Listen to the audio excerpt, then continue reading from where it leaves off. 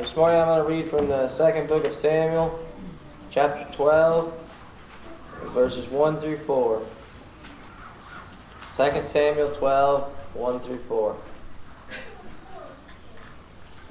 And the Lord sent Nathan to David. He came to him and said to him, There were two men in a certain city, the one rich, the other poor.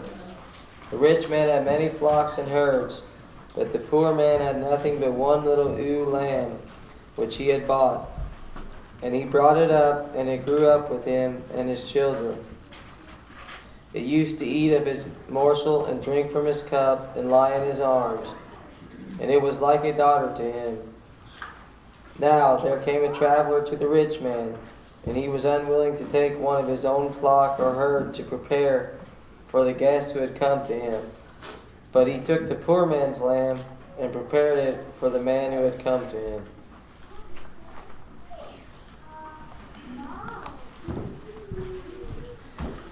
Good morning, church. It's good to see everyone this morning. That was a hearty good morning from you guys. Wonderful to see you all. And I'm glad on the first day of March we're getting this nice sunny day. Having a winter that hardly had any snow or anything, I almost think that's more depressing than a normal winter. And so I'm ready for sunshine and all that, but I heard we're supposed to get some more rain this week, so that's a little bit of a downer. But I think we're going to start looking up here pretty soon. We're going to start getting the nice weather that we're supposed to get. The March flowers are coming up, so that's very promising. Just real quick, I want to remind everybody about the things that are happening, especially this afternoon. We are going to have our second session for our men's training class. If you have not come to that, I want to encourage you to do so.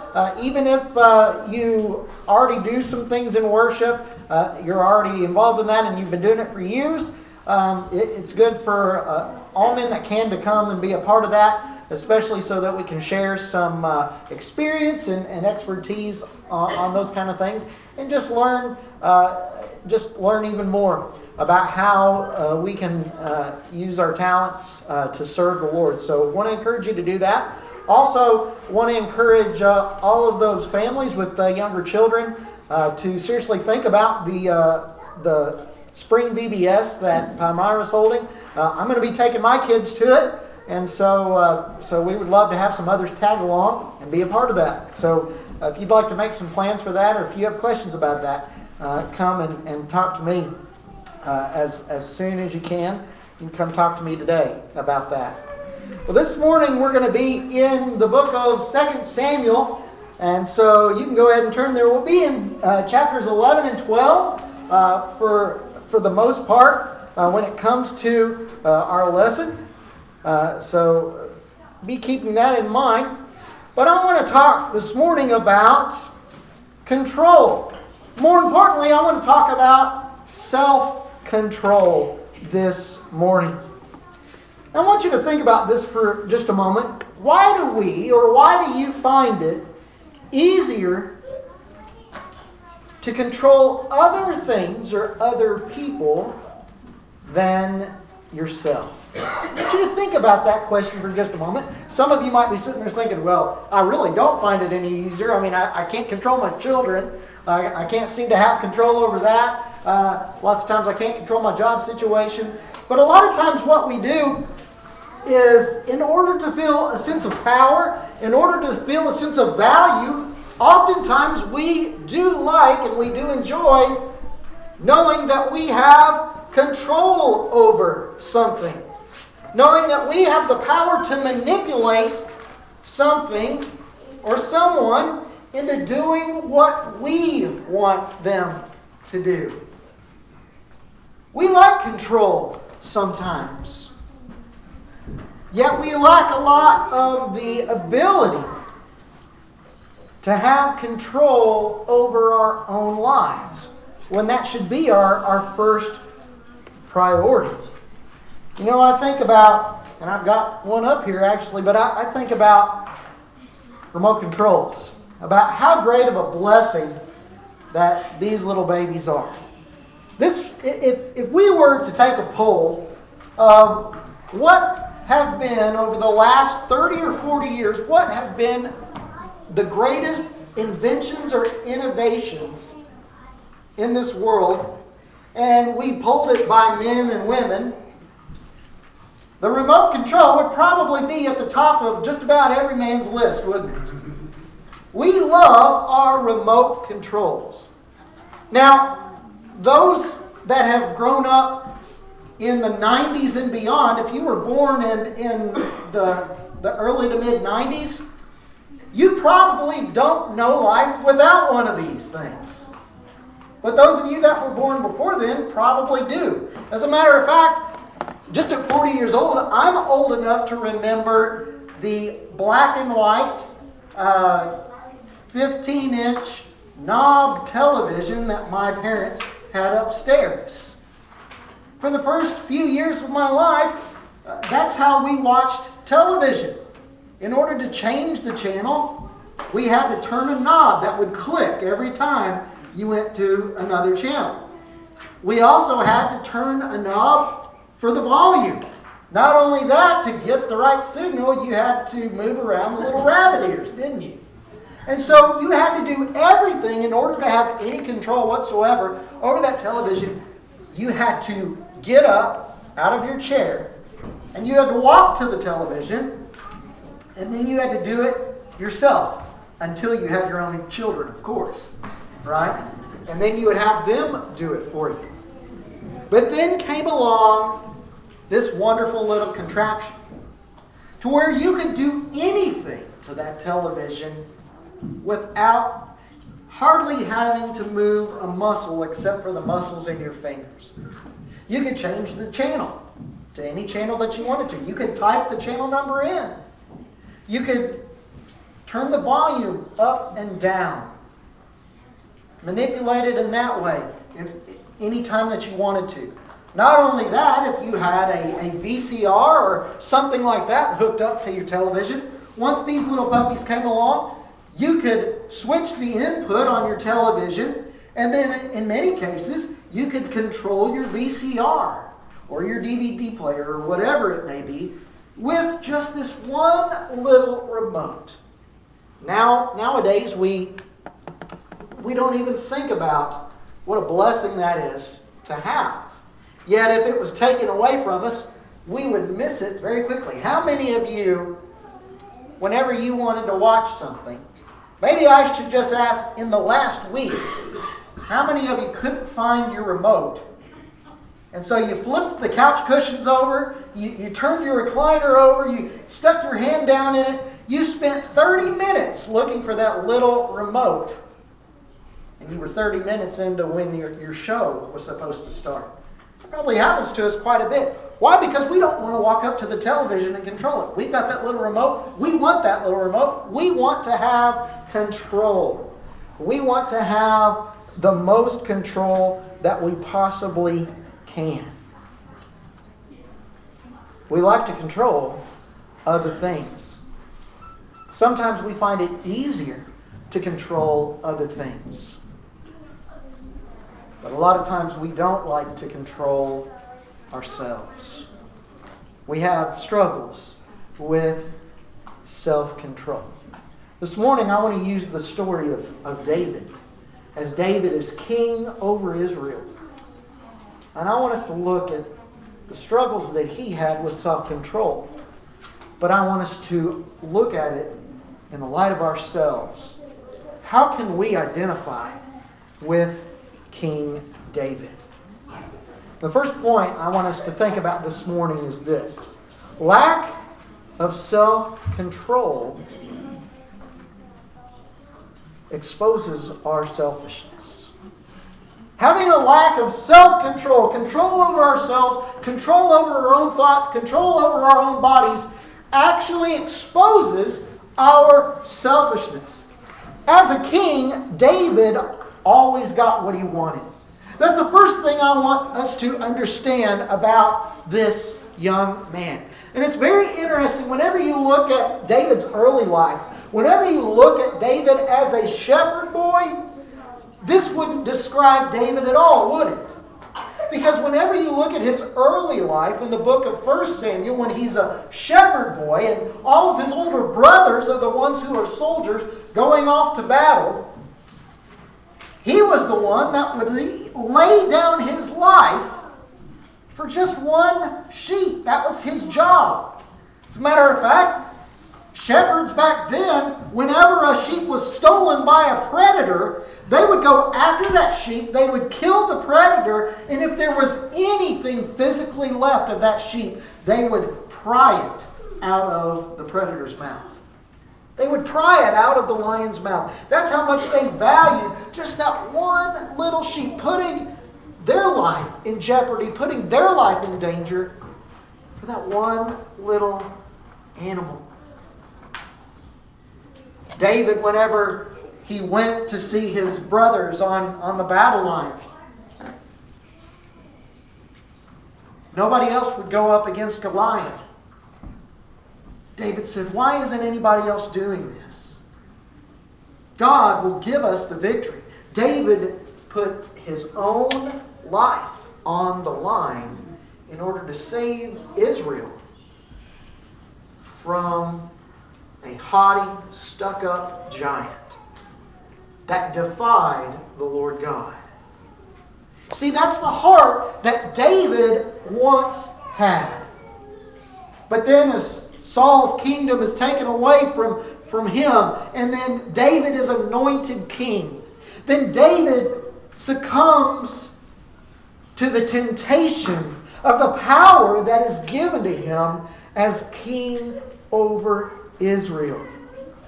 David realized after he had become king that being in that position, even though that position was given to him by God, as king, he could have anything that he wanted. Let's take a look at 2 Samuel 11, 2 through 5. Then we'll also look at verse 27 in a moment.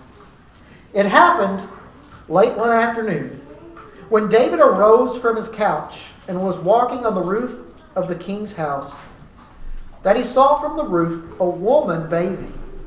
And the woman was very beautiful. And David sent and inquired about the woman. And one said, is not this Bathsheba, the daughter of Eliam, the wife of Uriah the Hittite? So David sent messengers and took her. And she came to him, and he lay with her. Now she had been purifying herself from her uncleanliness. Then she returned to her house, and the woman conceived. And then she sent and told David, I am pregnant. Then begins this big, humongous cover-up. One thing you have to remember is that Bathsheba's father, Eliam, as well as Uriah the Hittite, were two of David's mighty men. They were some of his elite soldiers. Obviously, Eliam was kind of getting to that age of retirement, but he had served the kingdom of Israel as a mighty man. Secret service, if you will. Delta Force. You could also compare that to. Uriah the Hittite, not even an Israelite, also being one of those men. So these men would have lived in pretty close proximity to the palace of David. Well, not caring about who or what he's looking at, David looks off of his roof and looks onto the roof of the houses below him. And he sees a woman bathing. And instead of averting his eyes and looking elsewhere, getting off of his porch, going somewhere else, he gazes at her. He continues to long and to look at her. And then he finally says, I want her. Well, David, isn't this the wife of Uriah? One of the servants said, isn't this the wife of Uriah? I don't really care. She's beautiful. I'm the king. I want her. So he has her brought to his palace. And then they sleep together. she conceives. She becomes pregnant. As David begins this cover-up, he calls Uriah from the battlefield and he says, "Thank you, Uriah, for your service. Because you are so loyal and because you serve me so well, I want you to go home and I want you to be with your wife." Now that's something that was normally not allowed and normally not done, especially in that culture, if you were an elite soldier, because you didn't want anything to distract your soldiers from doing what they were supposed to do in order to serve their country, especially in the middle of battle. When the battle was all over, absolutely, they could come home. They could be with their families. But David says, "I want you to go home. I want you to go home. I want you to be with your wife." Hence the cover. Uriah refused to do that. He says, "I'm not going to go home and be with my wife while my fellow soldiers are out there dying for this country. I'm not going to do it." So he refused to do it. And he stayed out on the steps. So David tries to get him drunk so that he would go home and rest and be with his wife. Still didn't work. Because that didn't work, David says, "I've got to come up with another plan. Otherwise, this is going to look really stupid. This is going to be absolutely suspicious. Or everybody's going to find out what horrible act I've done." So he sends word to Joab and says, "I want you to put Uriah out on the front lines. And then when the time is right, I want the army to draw back and leave Uriah to be killed." You see, if that happens, everything's legitimate, isn't it? Unless people are really good at math. He says, "Okay, now Uriah's dead. Bathsheba's single. I can have Bathsheba for my own. And we can have that child. And nobody will think differently." Well, here's the problem. Although David maybe thought he could hide some things from his kingdom, the one he couldn't hide anything from was God. The very person, the very one who put him in that particular situation. And as David might have thought that he was scot-free, here's what it says at the end of verse 27. "But the thing that David had done displeased the Lord." Now it pleased somebody, didn't it? It pleased David. This was all to fulfill the pleasures that David had. This was all to fulfill the desires that David had. But in the end, look at all of the people that David had hurt just to get what he wanted, just to get his way. You see, a lack of self-control, that's what it does. It exposes our selfishness. It puts yourself before others. And folks, taking matters into our own hands is often going to hurt others. Now, I'm not necessarily talking about revenge. That's what we normally associate this phrase with, taking matters into your own hands. But maybe I ought to rephrase that. Taking matters into our own hands for our own pleasures hurts others. It is going to hurt others. With that, I can think of James chapter 1, verses 1 and 2, where James says, "What causes quarrels and what causes fights among you?" What causes discord, basically? "Is it not this, that your passions are at war with you?" Wouldn't that be a lack of self-control? Or that would be an issue of self-control when your passions inside of you are at war with one another. "You desire and you do not have." So what do? You murder. "You covet and you cannot obtain what you covet. So you fight and you quarrel for it. But you do not have because you do not ask." Now, obviously, this passage should be understood in the context of what is the will of God and what doesn't go against God's will, what doesn't go against God's will and law for our life. Obviously, if we ask for things that contradict that or go against that, we're probably not going to be granted those things by God. But he says, the things that you need, just ask for those things and God will take care of you. Don't take those things from other people because of your selfish desires. You're going to hurt those people if you do that kind of thing. So don't. So stop. 1 Corinthians 10 and verse 24, Paul tells the Corinthian church there, let no one seek his own good. Don't always go seeking for what is good for you, but seek what is good for your neighbor. Seek for what is good for the person next to you. Seek for the person that is around you in your daily life. Don't always go seeking for yourself. Because seeking for ourselves often hurts other people. If you have a lack of self-control, then your selfishness will most definitely be exposed as it was to David, as God was displeased with the things that David had done. Secondly, this morning, lack of self-control, as we read a while ago, and as we talked about a while ago, a lack of self-control is often followed up by a cover-up. And isn't that what David's whole entire mission was after Bathsheba had gotten pregnant?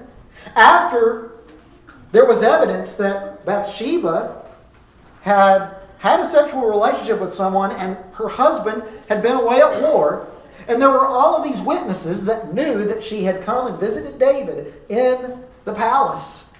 Well, people were going to start talking. People were going to start making those connections. And so he had to try to cover up his selfishness. And of course, 2 Samuel 11, 6 through 21, basically shows the cover-up or the plot that we talked about just a moment ago.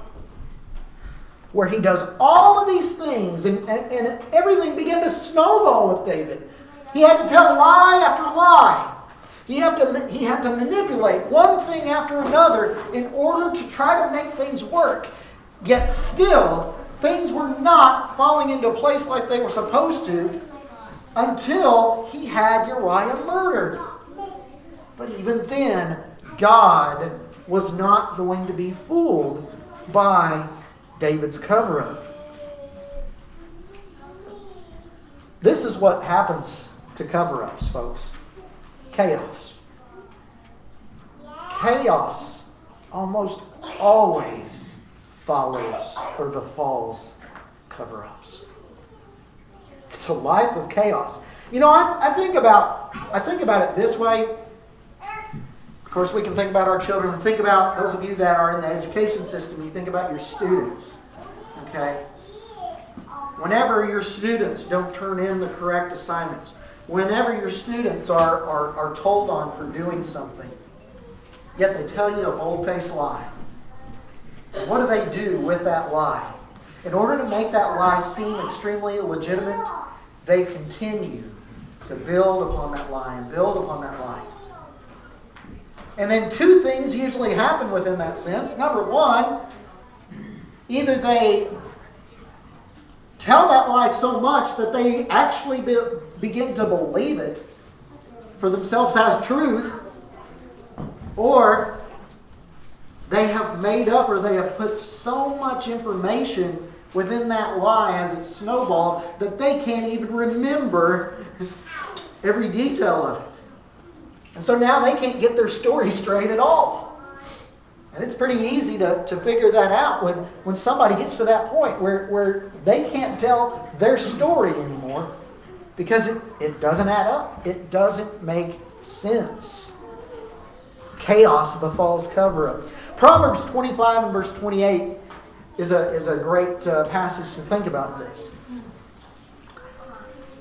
It says, a man without self-control is like a city broken into and left without walls. Notice basically what's being said here. Whenever you lose your self-control, and whenever that snowballs into all of these other things in order to cover it up, you have lost your infrastructure. Everything that defines you as a solid being, as a solid building, as a solid structure has been completely knocked down, completely destroyed. A man without self-control is like a broken city.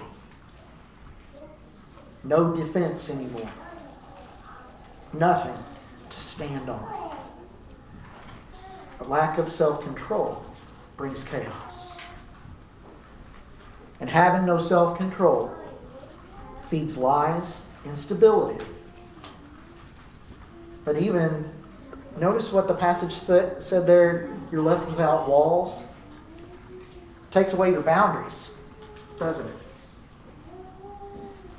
Folks, we can believe something all that we want. We can have, I'll put in quotes, we can have convictions in our life.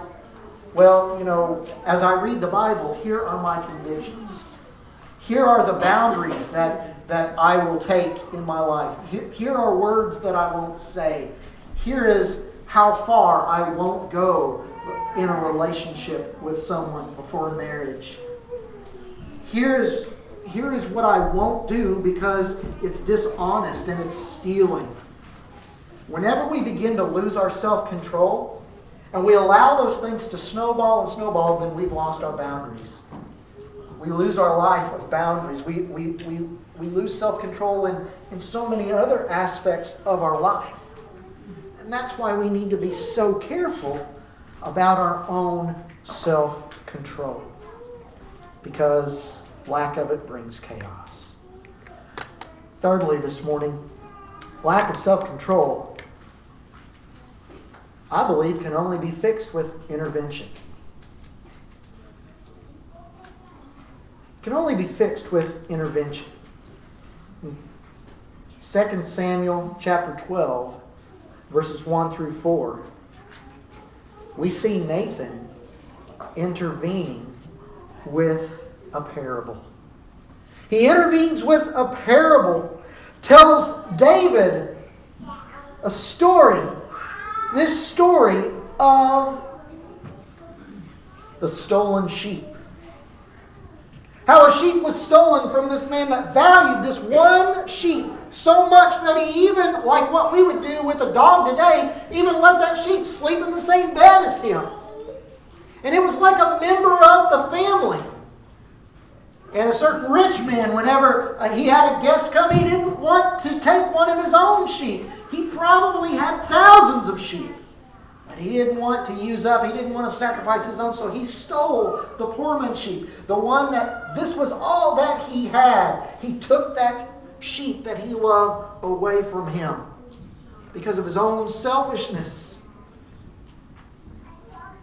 Now the highlight of this particular parable, as sad as a parable as it all is, where it gets sad is where David begins to enact judgment, punishment upon this rich man, talking about how evil that he is. You look at verses 4 and 5, and that's what David begins to do. David declares that this man will surely die for what he's done. He deserves death because he took that property. He took what that man loved. He took all that man had over his own selfishness. But then you look at verses 7 through 10, especially. What does he say in verse 7? He says, David, you are the man. You are that rich man. You are the one that took one man's entire world away from him. Not only did you take his wife away from him, you had him killed so that you could have his wife.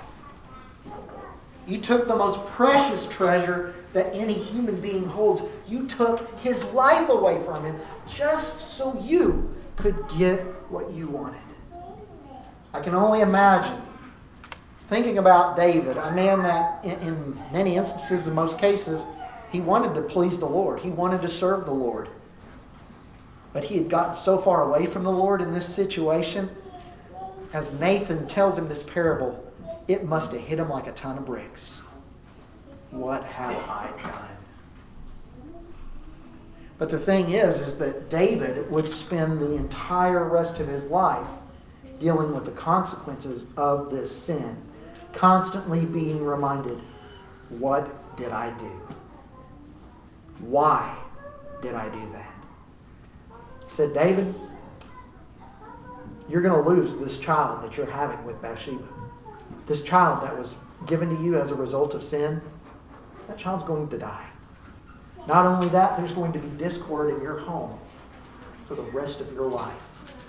David had to watch one child rape another child, and then one of the children being killed as a result of that. Then another child being killed as a result of his selfishness wanting to take the throne away from David. Remember Absalom, who got caught in a tree by his long hair, and then David's own military servant, Joab, comes and stabs him and kills him. And David writes an entire psalm about the death of his son Absalom. And it's actually very heartbreaking to read that particular psalm as you see what David is going through. But David stands accused by Nathan for his lack of self-control. Folks, here's what we need to understand. Sometimes we don't appreciate the Lord for this. Sometimes we even get angry at the Lord for this. But sometimes the Lord needs to intervene and discipline us whenever we have a lack of self-control. Sometimes we need to depend on the Lord, but we need to understand that we have to make a decision to take actions ourselves, to be honest with ourselves about what is going on in our life. Psalm 141 and verse 3 says, "Set a guard, O Lord, over my mouth. Keep watch over the door of my lips." Here the psalmist says, sometimes I don't have a very good grasp. I don't have good enough control over what I'm saying. Lord, help to set a guard over my mouth. Lord, help me to do better in the things of which I say. Titus 2, verses 11 and 12 is something else I want us to think about in that regard. Here, Paul is reminding he's reminding Titus, isn't it? Paul's reminding Titus of the power of the grace of God. That not only does the grace of God have the power to forgive sins, but it has the power to change lives if we will listen and let it. It says, "For the grace of God has appeared, bringing salvation for all people." But what else does it do other than just bringing salvation? It says training us.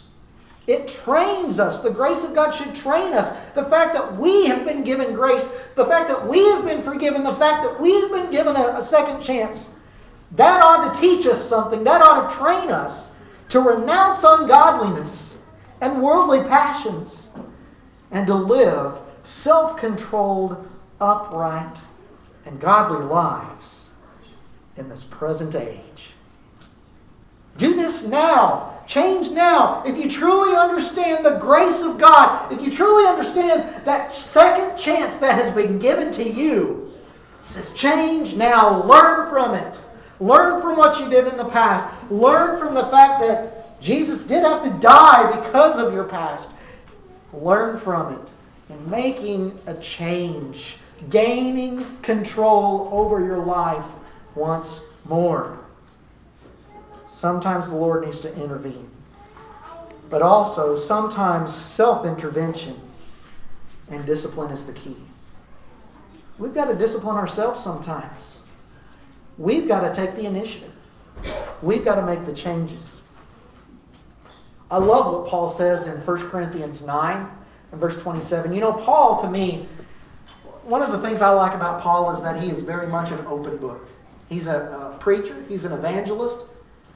He brought the gospel to a lot of people. But he had a pretty bad past. He was like an open book to people, though. He even talked about his daily struggles, even after becoming a Christian, about passions that he would struggle with. Especially, remember, Paul being a single individual. 1 Corinthians 9:27 says, "But I discipline my body and keep it under control, lest after preaching to others, I myself should be disqualified." Now, I understand that Paul talks about this in the context of he himself being a preacher, and the fact that he is an example to others, that he's he's in front of people a lot. But isn't this a good application to all of us? Because we all have a message to preach. We all have a story to give about how we became a Christian, about how we came to follow Christ. And he says we've got to be careful, because all of that is for nothing if we don't have control over ourselves, if we can't be the example we need to be to others. In Job 31 and verse 1, I find to be an interesting passage. Because all through the book of Job, we understand him to be an upright and a righteous man, being the whole reason why Satan wanted to go after him, why Satan wanted to have the opportunity to tempt him. Job says something very interesting, though, that I think helps us. And men, this verse ought to convict us a little bit, but it also ought to help us in how we can self-intervene. Job says, "I have made a covenant with my eyes. How then can I gaze at a virgin?" He says, "I've made a covenant in my eyes that I am not going to long for. I'm not going to look at. I'm not going to stare at a virgin." Interesting. I guess if David read this passage, if he knew of this passage, he sure wasn't following it, was he? David had not made a covenant with his eyes to respect someone of the opposite sex enough to look away, to go about his business elsewhere. That was something he needed to make the decision to do. And that's how it works in our lives too. I want to close just with this statement. And that is, if you lack self-control, you're probably going to lack respect by others. And you're going to lack respect for yourself and for others. I'll say that also. Again, do we discipline our bodies? Do we take the initiative, with the help of the Lord, to do something different than the rest of the world? And this ought to apply to all of us. I got this. I stole this from teachers. Okay?